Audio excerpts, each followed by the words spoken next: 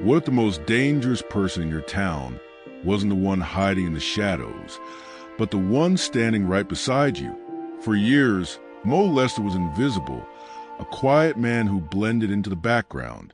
But behind his ordinary face lay a secret so chilling, it turned an entire town into a place of fear and silence. If you haven't watched our first deep dive into Moe Lester's unsolved crimes, the disappearances, the stage scenes, and the mystery that shook Grayridge, I recommend starting there before continuing with this chapter, because what you're about to hear is the part of the story that was never meant to surface. The journal wasn't leather-bound or ornate. It was plain, the kind of notebook you'd find in a high school supply store. But inside its worn pages, investigators found meticulous writing. Moe never used the word murder. He called them creations. Each victim was described not by name, but by detail: the one with a laugh, the quiet one with dark eyes, the teacher who stayed late. It was as if he wanted to strip them of identity, reducing them to roles in his twisted stage play. And then there was a phrase, always the same: they are finally still. For Moe, control was everything. Life was chaos. People were unpredictable, but death, in his mind, was order, a frozen moment where nothing could change. But here's the disturbing part. The notebook didn't stop in 2004. Investigators found entries dated months after Rachel Dyer's disappearance, when Moe himself was already gone. In the official record, Moe Lester is tied to 5 women, but whispers in Grayridge and beyond tell a different story. There were others. A missing hitchhiker found near the state line, her belongings arranged neatly beside her body. A runaway teen discovered in an abandoned farmhouse, staged in the same eerie fashion. Neither case was ever formally linked to Moe, but the similarities are impossible to ignore. Locals even claimed that long before 1998, women had disappeared in nearby towns. Same foggy roads, same isolated woods. Back then, the killings were blamed on drifters, accidents, or simply lost causes. But with a notebook in hand, some investigators began to wonder, had Moe been killing long before anyone noticed?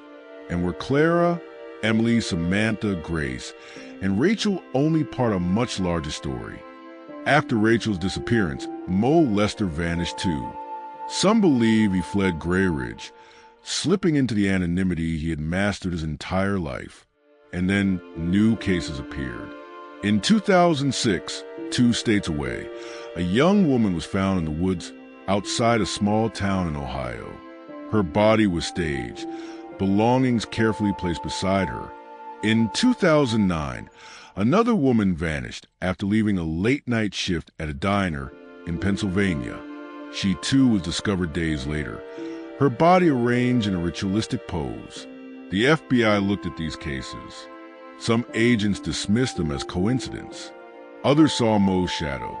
If Moe had survived, he wouldn't have needed to reinvent himself.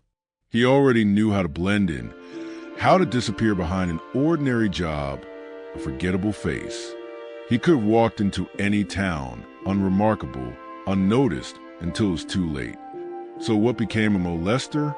Some say Moe never left Grayridge, that after Rachel's disappearance, he walked into forest and ended his own life. The notebook was his goodbye. Others argue Moe was too meticulous to simply stop, that he built a new identity, moved to another town, and continued his ritual under a different name. The most chilling theory is that Moe didn't stop, he changed. That his final victim's disappearance marked a turning point. No more stage scenes, no more ritualistic displays, just silence, making his crimes impossible to track. So what became of Moe Lester? Did he die in the shadows of Grayridge? Or did he slip quietly into another life, waiting for the world to forget? His victims remain frozen in time, their stories unfinished. And now, I want to ask you, do you believe Moe's story ended, or is he still out there, blending in, watching, waiting? This mystery doesn't end here. In the next part of the series, we'll uncover new leads, darker theories, and the trail that may prove Moe Lester never stopped. Stay with us, because the most chilling part of the story is still to come.